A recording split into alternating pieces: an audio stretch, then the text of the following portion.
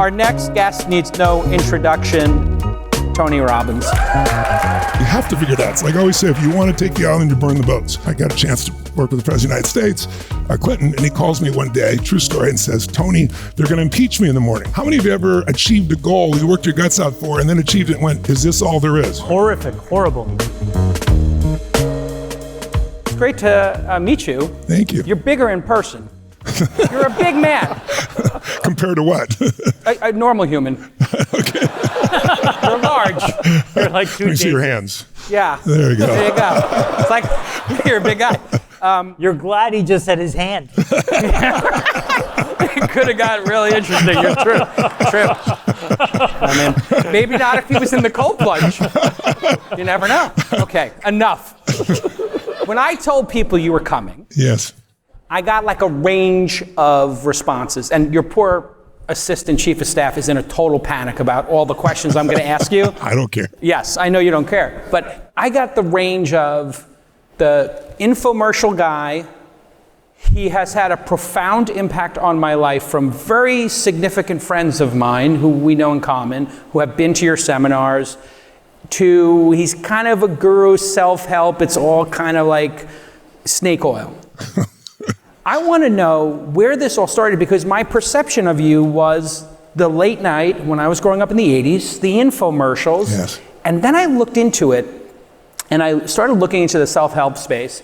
You actually were inspired by a self-help guru who you went to work for in the, I think, the late 70s. Yeah, Jim Rohn. Yeah, Jim Rohn. And you have been on this for a while, and a lot of the techniques that you studied are very real. These are real techniques in psychology. And when I looked at them and I was looking at the history of it, you look at Ralph Waldo Emerson, self-reliance, Freud, Jung, NLP, neuro-linguistic programming, and even L. Ron Hubbard, who took it in a different direction. A lot of these self-help things. Are you getting to a question? I am. He wants to show you that he spent 2 hours on Wikipedia before we started. I went down the rabbit hole. Wikipedia. Who is Tony Robbins, and why did you get addicted to all this self-help stuff? And then it's kind of been packaged in a couple of different ways in your life. So I'm curious, this sort of arc of how you got into this, and then what you do for people now, because my friend Mark Pincus, and then we have Benioff, a friend of the show, my friend Kevin Rose, these guys, and then civilians. One of my wife's friends goes and runs over coals with you in Hawaii, and she's a makeup artist, and she loves it, and she can't shut up about it. So tell me how you got into self-help, how you packaged it, and why you decided to be a coach and do these seminars instead of starting a cult or religion. I got to unpack that. Yes, please. Well, people know me at different stages. I was on television every 30 minutes, 24 hours a day for about 12 years during the infomercial days. And I hated infomercials, but there was no real vehicle, right? You could get out to a mass number of people other than writing a book. And most people don't read.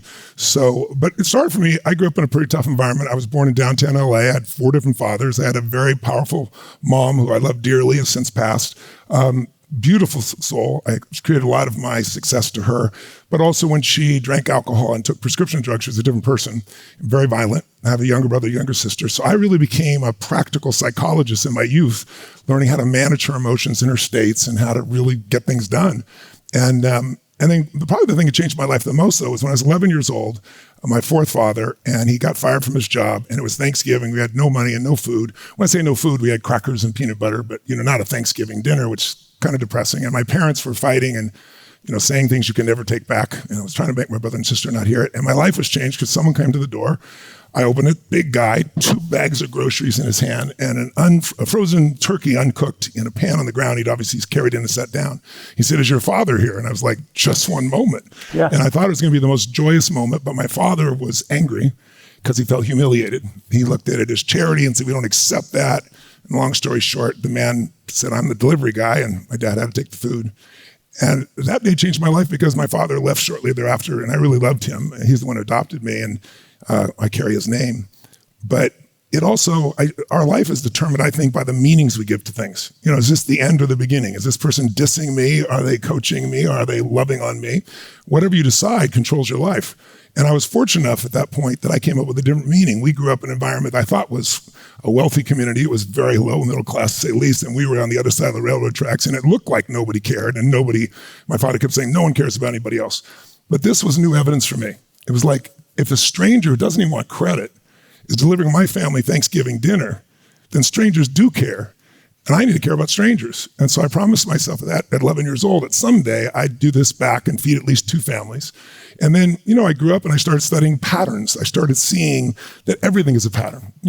All of you know, as you're an investor, if you're a great CEO, if you're a great dancer, musician, it's really because you recognize patterns. Things are no longer chaos for you. You see what's going on, so you have the power of anticipation.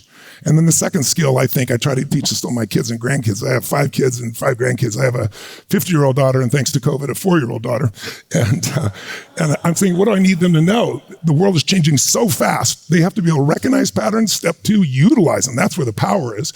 And if you do it long enough, you play someone else's music long enough, some of you starts to come through and you start to be a creator of patterns. That's when you become masterful. Those are the people we know in investing, all their names, or in business or anything else. And so once I learned that, I realized there's nothing wrong with people. We just get caught up in patterns, and we do them so long we think they're us. And it's hard to change you. Easy to change a pattern. And I got really good at it. And so I changed my body, I changed my finances, people started coming to me.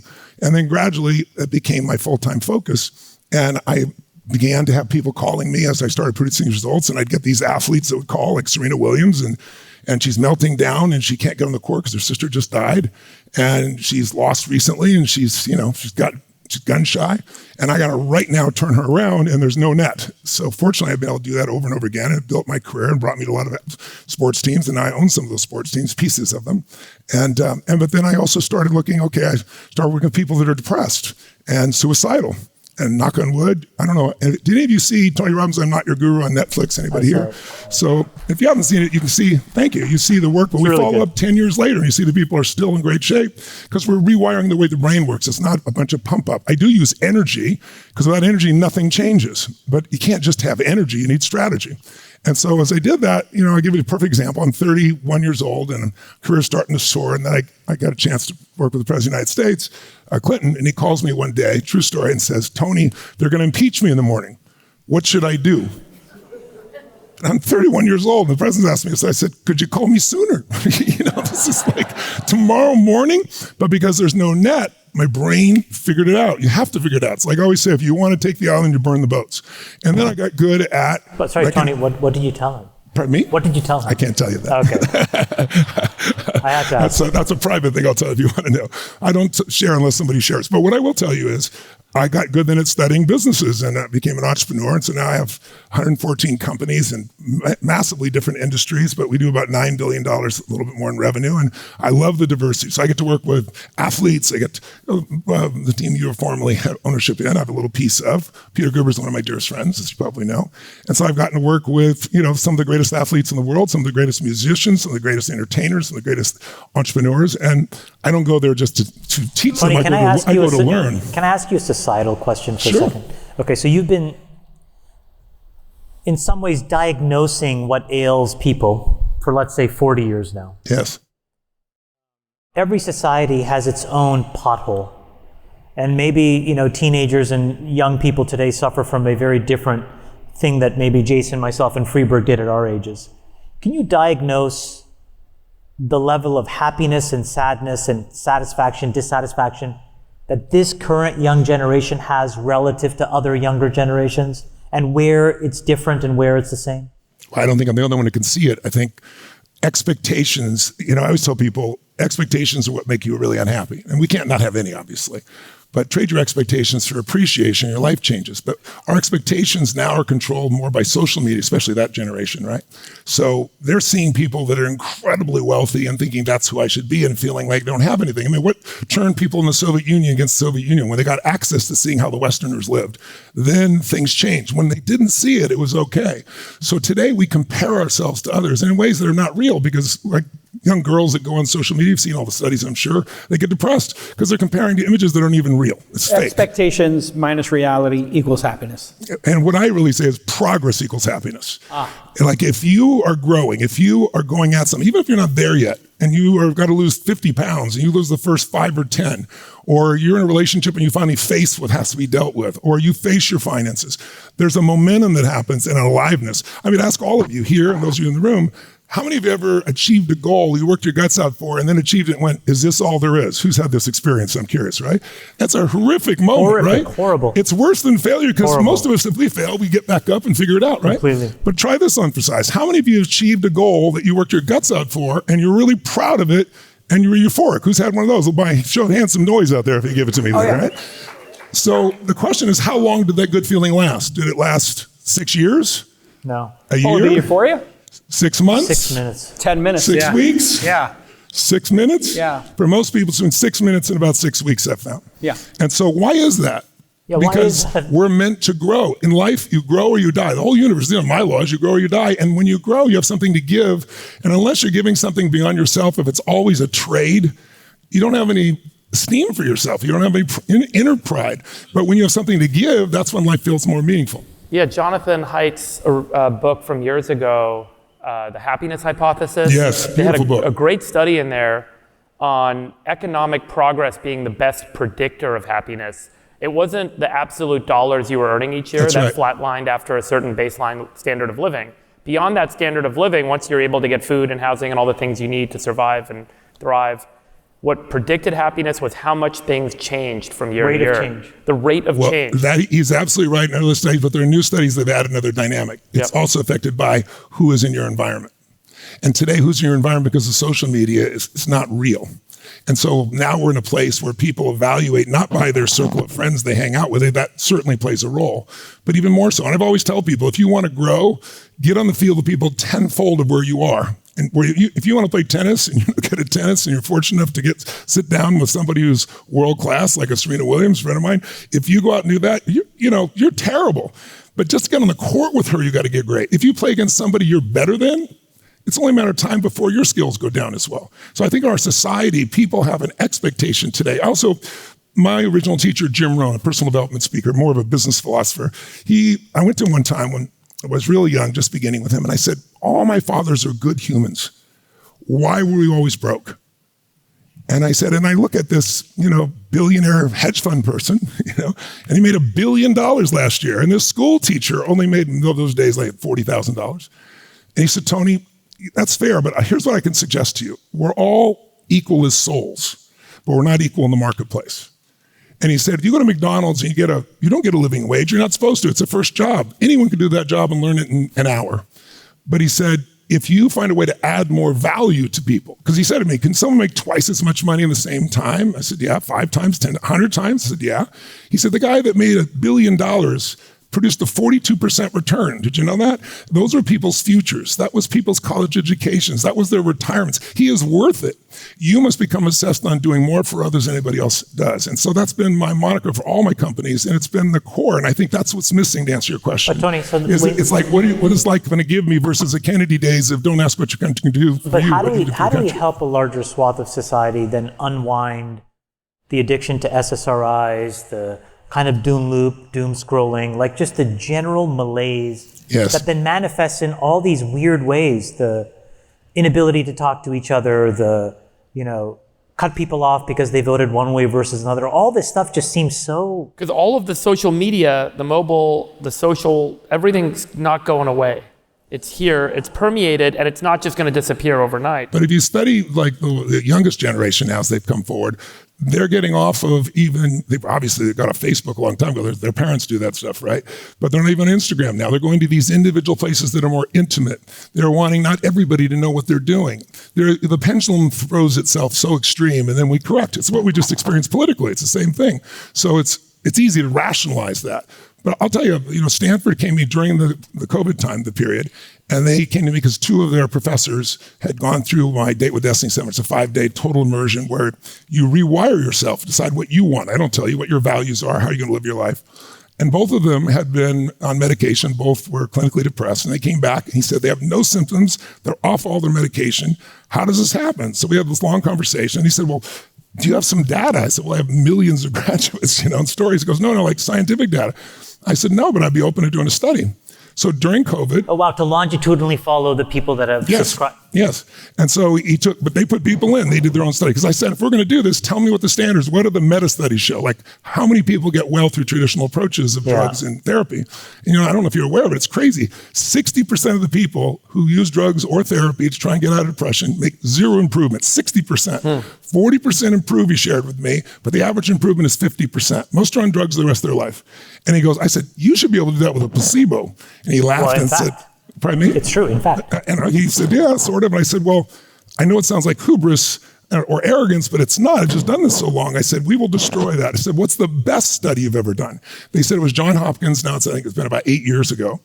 And they gave people psilocybin, magic mushrooms, and cognitive therapy for a month. I said, well, something had to change that kind of biochemical shift, right? And it was the greatest, up until that point, the greatest result they'd ever seen in psychiatry. At the end of 6 weeks, 53% of the people had no symptoms whatsoever of depression, nothing like it in history. So I said, that's my target to beat. And I said, again, I might sound arrogant, but I said, enough experience. I'd be willing to bet we do it. You set up the study with all the comparison groups, and he did. And they ran the study. And I'm proud to tell you that at the end of 6 weeks, 97% of the people had no symptoms whatsoever. 7% had symptoms, but they had lessened massively. But 17% had suicidal ideation coming in, and coming out, none did. They followed up a year later. 72% reduction in negative emotions a year after I've not seen them, 51% increase in positive emotions. So now we're doing it on business. They did a 1-year study with 1,500 people. They just finished it. And in business, EBITDA is engagement, right? The most engaged employees and companies are there, and we've all seen that drop. If you're not familiar with it, we usually go 3 levels. You measure engagement, disengagement, which would be, now we call it quiet quitting, and then active disengagement. That's hard quitting, where they're in the company but trying to harm it. The largest drop in history since COVID has happened on engagement, and the largest increase in active disengagement. They took the group in, 750 of each group, test group versus normal group. In 5 days, they found a month later the engagement levels returned far above what they were pre-COVID, but more importantly, without any more interaction with me, because they've changed their wiring over the next year, and they followed them for the full year. They continue to increase their engagement. A lot of what you're doing is and has its roots in what we call today CBT, cognitive behavioral therapy, attribution theory, how you interpret what people are saying to you. That's part of it, but you also need a pause when you do have a reaction coming to you, and just pausing for a second, and then making sure you understand and checking the reality of that. Yes. These are techniques that you actually have in your programs. Yes, they do. But if you also don't change the physiology of the person, you have limited range. I'll give you an example. They sent a group and followed me for, I think maybe explaining the attribution theory would be really good for the audience and why that's so powerful. Well, I think, if I may, just limited time, I think it's more important to understand physical change. Okay. Because your biochemical changes are what last. If I asked you all where you were on 9/11, no matter what country you're in, even if you're not American, everyone knows where they were, what they saw, who was there, right? There's a biochemical change. If I asked you where on 8/11, you don't have a clue. So what they did is they followed me, and they saw what happened on my body on stage 12 hours a day, 4 days in a row. They had me wear this huge device. They took my blood and they took my saliva for hormones every hour on the hour. And they'd also done this with Tom Brady. The group has also done this with the Tampa Bay Lightning, who've won multiple times. And what they found is what they call championship biochemistry. When Tom Brady's down by 10 points since the fourth quarter and he comes back to win, how does that happen? His biochemistry has an explosion of testosterone, which makes you remember everything. That's why it retained. And it puts you in a place of total focus. But with testosterone, usually also have the stress hormone of cortisol. In Tom's body, when he goes there, the cortisol drops off the cliff. It's unheard of. They call it championship. And the same thing happens in Tampa. Same thing happens every time I get on stage. Not sitting like this, but doing what we do. What's more important is they then decided to measure my audience, and they did it first before COVID, and then I started doing seminars digitally all around the world. Like, we have 1.3 million people for a 4-day seminar. I usually did 15, 20,000 person stadiums for 4 days, and now that's the size we're able to grow to and scale, and we figured out how to make it work. Well, when they measured them in 15 different countries, it looks like music.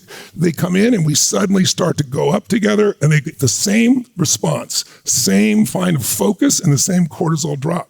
And that's why they believe it's lost. Same thing happens with engagement, right? It's a biochemical. So I do believe in all the elements of cognitive therapy, their linguistic program, there's so many. But without the unique thing that I saw I did, and I tried to explain how it lasted, is the biochemical shift. So pairing CBT with this physical activity, this intensity, yes, that is the secret. Yes, that makes total sense. Otherwise, it won't last. Right. You can make it last by repetition, right? By, affirming something. This is why when we go on a retreat and they organize these corny corporate retreats, it's not corny that they want to do a thrilling experience and go whitewater rafting to help people bond. Yes. Because people's lives are so sedentary, they don't experience this, and that's why all you lunatics are jumping in ice cold baths every day. Yes. That's why you feel alive. You must have a very high excitement level. You got to be in a helicopter and you got to jump in cold water to feel alive at this point. I've been doing that 18 years. In the last 10 or 12 years, everybody does it now. But but it's also, I'm a biohacker. I have to be able to get up and imagine I burn 11,300 calories on average in a day. I jump 1,000 times. I'm in a stadium. I'm not just standing there. If you're standing there, you'd be bored out of your mind. I engage, or I'm running up the walls. I'm there with everybody. I could strike at any moment. That's what keeps people fully alive. But when you do that, I'm jumping 1,000 times. I weigh 290 pounds. Every time you come down, they explain it's 4 times your body weight. So it's 1,000,000 pounds of pressure. And I'm doing that. I've been doing that since I was basically 19 years old. This is my 48th year doing it. If you had been diagnosed by the industrial psychological psychiatry complex these days, would they just have said you were a kid with ADHD or something? What do you think? I don't know what they'd come up with. I'm a freak as far as they're concerned. Probably would have broke the scale. But what's nice now is they have virtually every psychological leader out of maybe a dozen of them have endorsed what we do. In fact, now therapists in various states in the United States can actually study my work, see the results, because there's very few places you can see an intervention and then follow up and see what the result was a year later.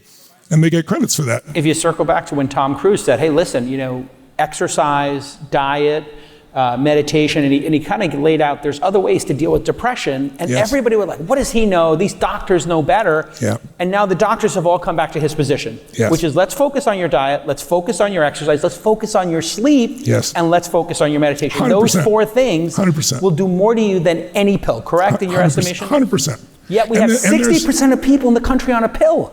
In some of these. And most of them have more than one. And anytime you combine 3 pills, you cannot predict the outcome in your body. And what about, Tony, then the move away from SSRIs now to psychedelics and psilocybin? There's all of these, it's all these cure-alls. Yes. Well, I'm sure you saw the cover of Newsweek a couple of years ago. It talked about, it was on the cover and it said, SSRIs don't work. They don't. They've been proven not to work by the meta-studies, but we're still giving them to millions of people. And the side effects are depression, sometimes suicidal. It's insane. So looking for something else to rewire your brain is why people are starting to either mildly dose or heavily dose or go on these pieces. But the problem there's nothing wrong with it. Anybody wants to do whatever they want to do. I'm not a prude about how to do it, but I like the idea of being able to take charge and make conscious decisions. But I've had that experience. I went and investigated that myself directly. I went down, into South America and had an experience. It was quite profound. But it's like, what are you going to do with it? Some people, it just becomes another way to party, and then you're not going to get any results. So that really matter. If you're doing it with a therapist, with intentionality, with a guide, I was completely against it. I met Tony Bossis from Columbia or New York University. And I said, I'm just not into drugs. I'm not a freak, but people around me overuse them and abuse them. So I've always just not done that. And he said, Tony, it's not a drug because a drug you take it you got to take it every day. He said, I'll show you. And he showed me videos. He said, these are people he was working with people that have been diagnosed with cancer, terminal cancer, right? And he said, watch this. He said, I'm going to show you in advance. This woman is an atheist. She's not like a California atheist, like there might be some God in the trees or something. She's a New York atheist. There is no God. Yeah. Right? And he shows me the video. They do 2 different sessions. They don't know which one's going to be it. And she comes out at the end of the session where she had the experience and she said, I experienced God. And about 96% of the people say it's one of the 3 most profound experiences of their life. It was for me. And I can handle anything, but the one thing I was weak at, I'll be honest with you, was somebody dying, because I hadn't handled that within myself. And so that's why I went to do it. And I don't have a fear of dying. I don't want to die, but I don't have the fear of it before. Well, and if you went through deep trauma in your childhood, psychedelics can, I'm told, take you right to that place. And you will have to confront it. And that's why doing it in a safe environment, especially if you're a child of trauma with an alcoholic father, which I had as well, very challenging experience. I don't recommend going to just a guru or somebody like when I went down in South America, only because there are a lot of people that take advantage of women down there. Because once you're in that state, It's, you know, you don't know you're in a world, a different world. So I really say there are people now, there's a big push at UCLA, they're Stanford, they're all Hopkins, studying it now. Yeah. And I think using it in that area make a difference. But my point is you get the same results without it. And I'm not suggesting people have to do it one way. Yeah. Tony, can I build on Freeberg's question, which is happiness is sort of a rate of change problem? Yes. You're incredibly successful, you're incredibly famous, you have a great family, you're really fabulously wealthy, there's all this stuff. How do you frame your mind in terms of this rate of change so you're seeing progress? Like, do you do that for yourself? Like, yes, of course. I think men and women, it's a generalization, but I think they evaluate life differently. I think most men have grown up in a hierarchical world. Some women do as well. And they have an idea of where they think they should be at a certain time. And most people are not there at times, or if you're fortunate enough, you're ahead of the game. I got to the point probably 10 years ago where I'd done all these things. I didn't have any less enthusiasm, but I didn't have anything that like, what am I going to do now? And I'd done philanthropy my whole life because I got fed, so I started feeding people. I did it at 17. I fed 2 families, and then 4, and I got hooked on it. And then I got my little company involved, and then we got to 2 million people, and then 2 million from me and 2 million from the general public. And then when I was writing Money Master the Game, I interviewed Ray Dalio, Carl Icahn, Warren Buffett, all the best in the business. And I saw at the same time, I'm interviewing these billionaires, that the government cut food stamps, now it's called the SNAP program, by I think it was $6 billion. It means every family that needs food would have to go out with 1 week of food unless people like us step up. So I called my foundation, I said, how many people have I fed in my lifetime?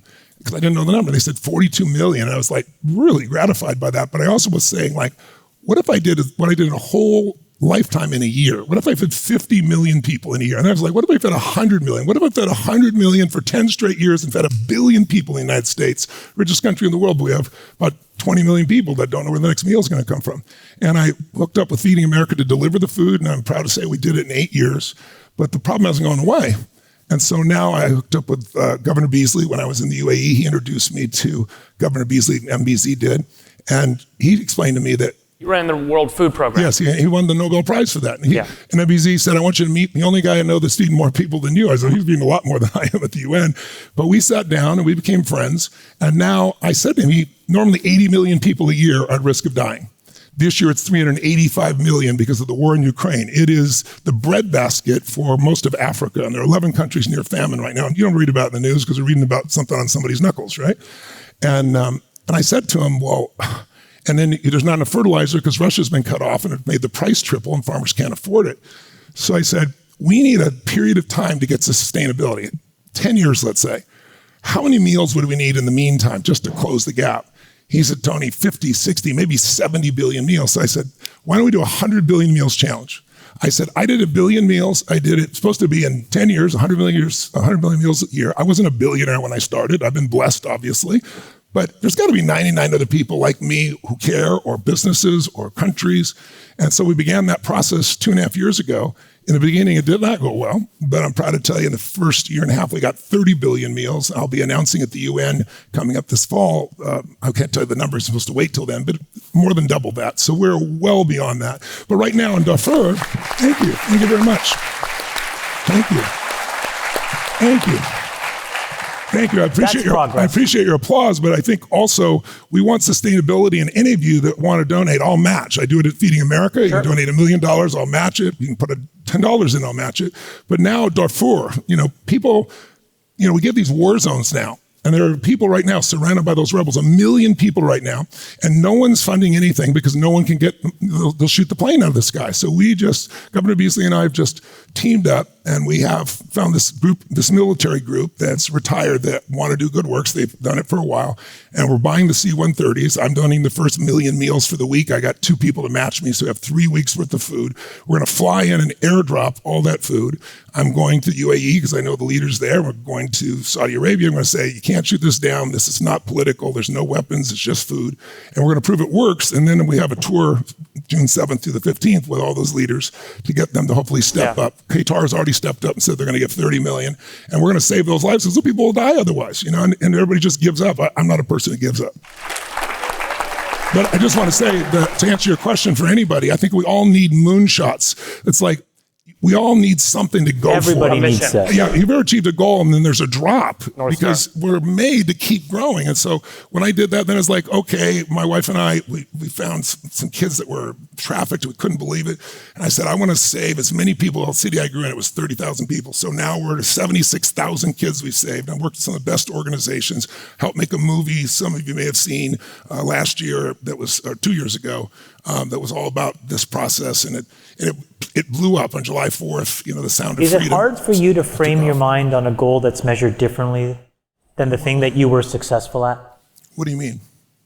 Oh, my goal is to make money. And then you make a ton of money and then you're like, now my goal is to do something philanthropic. It's a totally different measurement. And what happens, as you said, even if you're motivated by it, a lot of the people around you may be very unmotivated by it and almost pull you back from it.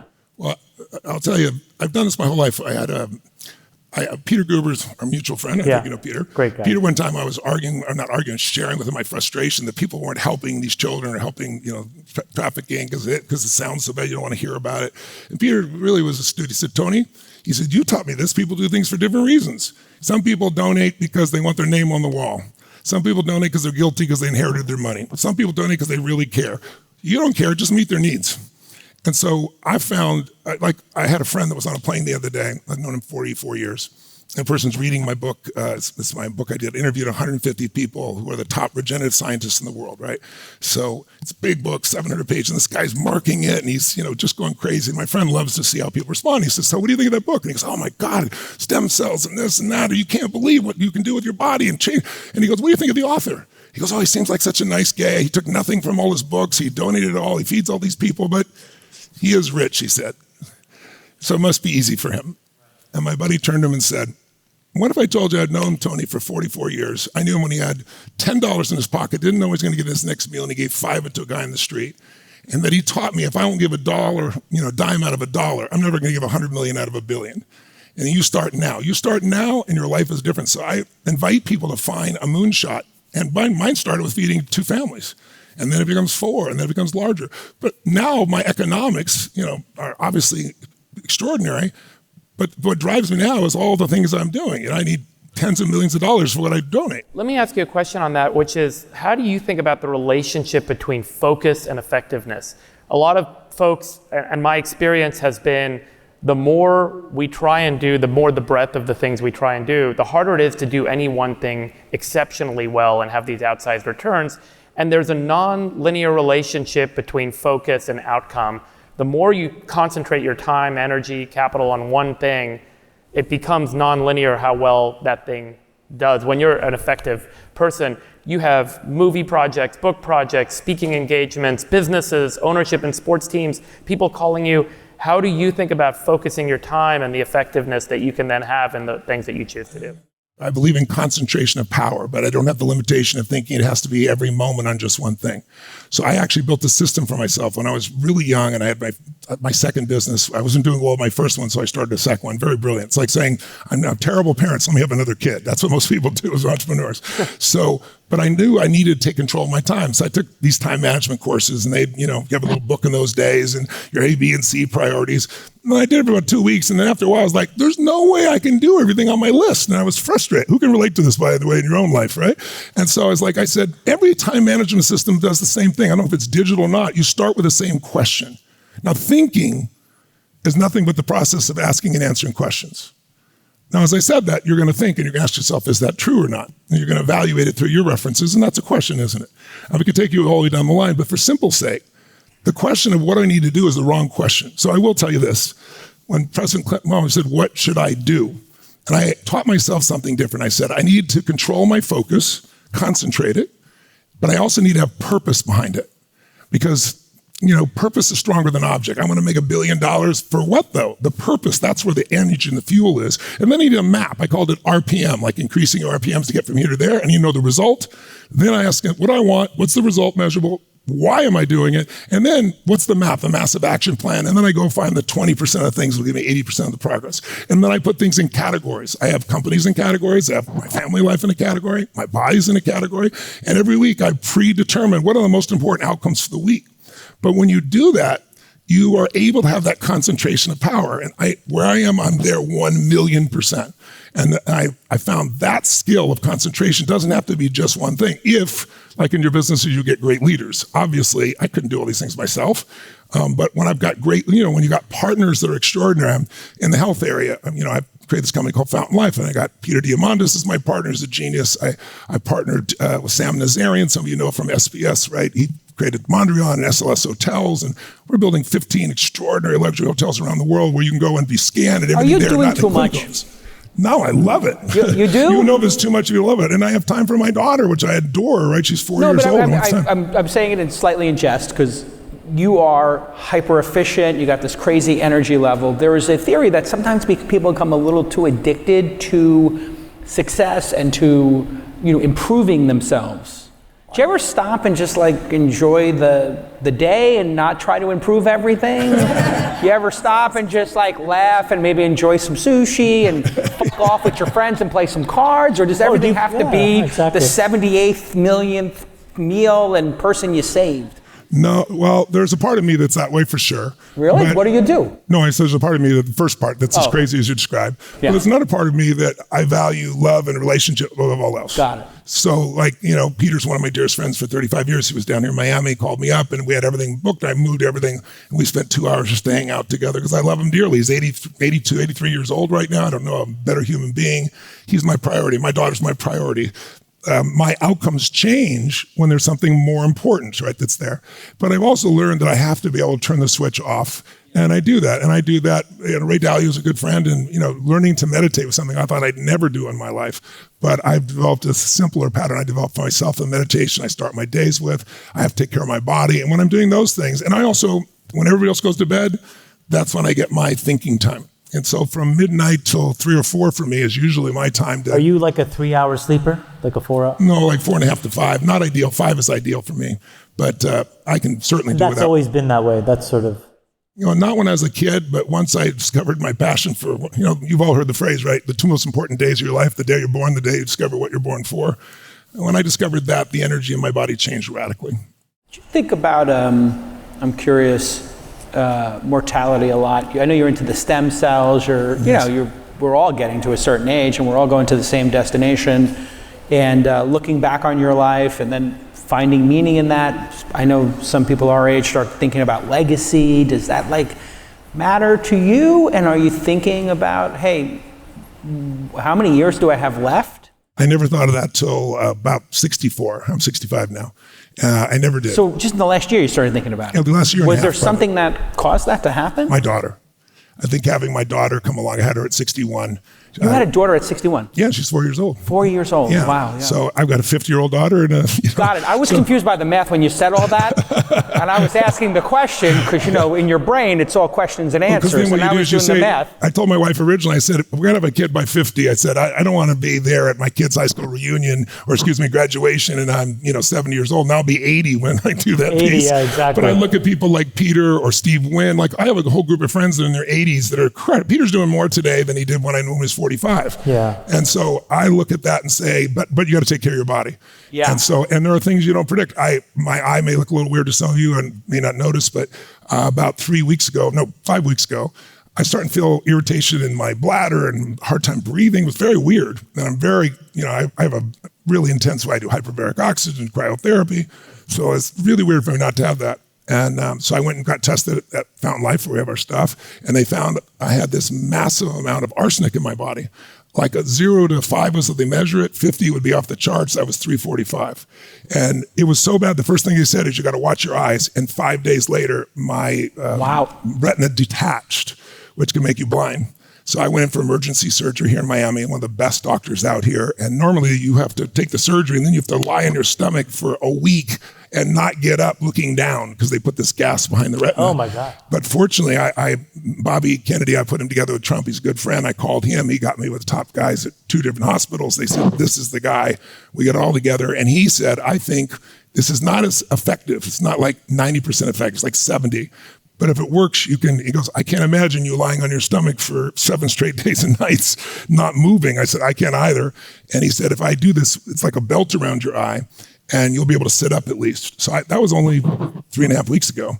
And so this eye is still having some pieces. So of course that made me pay attention. But yesterday, to say I operate, I found out from Fountain Life there is a new approach to your immune system, because all this is coming out because my immune system was affected by these metals. And by the way, all of you, if you could give yourself a gift, you should get tested for metals. There are so many metals in our food and our water now. And there's all these great blood tests you can do with Fountain, other services, and you can do them every 6 months for $500. And our doctors never told them to do it. They just would be like, oh yeah, your blood work's good. But when you think you're aging, often what it is poisons in your body, metals in your body. It's so crazy. So I want everybody to know about this. There's a man named Dr. Zhao, and I've seen everything. I wrote Life Force, 150 of the best regenerative doctors in the world. I know them all. I've interviewed them all. This to me is like the number one thing to go to. So he has created this. I've done stem cells. I healed my shoulder with stem cells. I didn't have to go through surgery. But he does this, what he calls re-education of your immune system. My beta cells are through the floor from all these metals. So now all the other things your body would fight off are coming through, right? And my whole body was going in reaction. So I said, there's an answer. I'm going to detox, and I'm proud to tell you, and they told me it could take 2 years. It took 5 weeks, and I've got all the metals down to normal levels, at least now, which I'm so thrilled about. But then what I'm going to do for my immune system? So Dr. Zhao, he's been around, he discovered the stem cells that are in the blood, not MSC cells, but these blood cells. And he's worked 25 years to do it. I've never seen anything like it in my life. He does plasmapheresis, you probably have heard of it, where they take blood out and they put it through a filter, and it can be very useful. I've had that before. But what he does, he takes your blood through and he takes your white blood cells, your immune system out overnight. He puts it through a filter with cord stem cells. You don't actually put someone else's cord stem cells in you. It's the intelligence that gets transferred. And then it puts it back in your body. And then they spread and change your immune system back 20 years. That sounds like a ridiculous promotion. This guy's not a promoter at all. And it's all science. But what got me to go there is one of the people, Dr. Helen from our place at Fountain Life, showed me, she said, Tony, I think this is what you got to do. She showed me this ALS patient. ALS is usually, it's a death sentence. And this guy's shaking and he can't take his hands above here.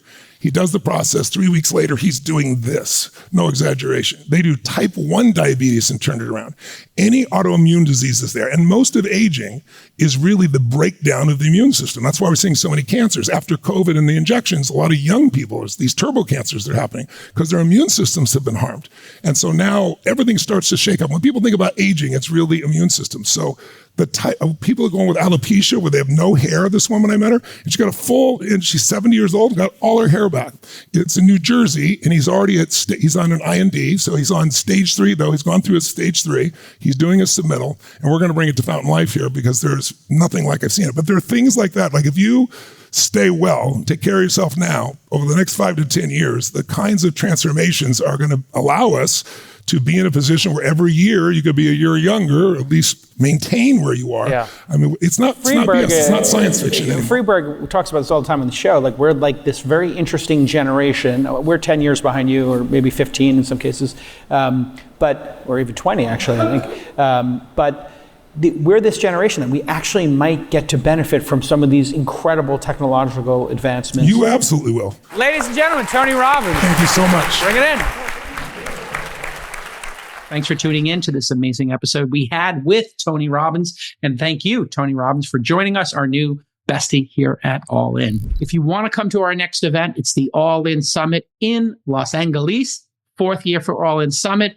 Go to allin.com/events to apply.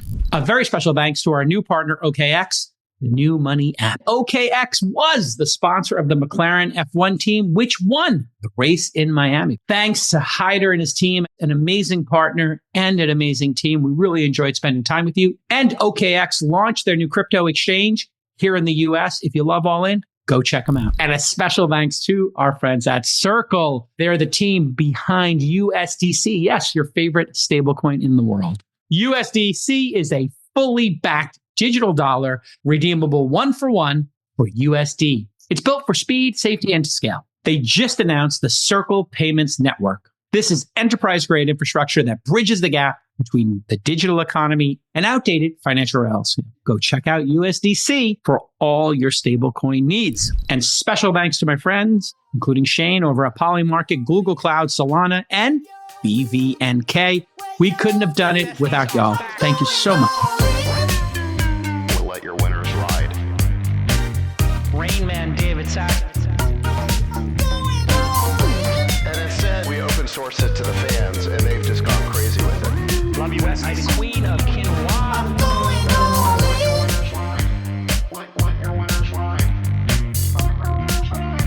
Besties are back. Code 13. That is my dog taking a notice your driveway tax. Oh man. My haberdasher will meet me at Winston. We should all just get a room and just have one big huge orgy because they're all just useless. It's like this sexual tension that they just need to release somehow.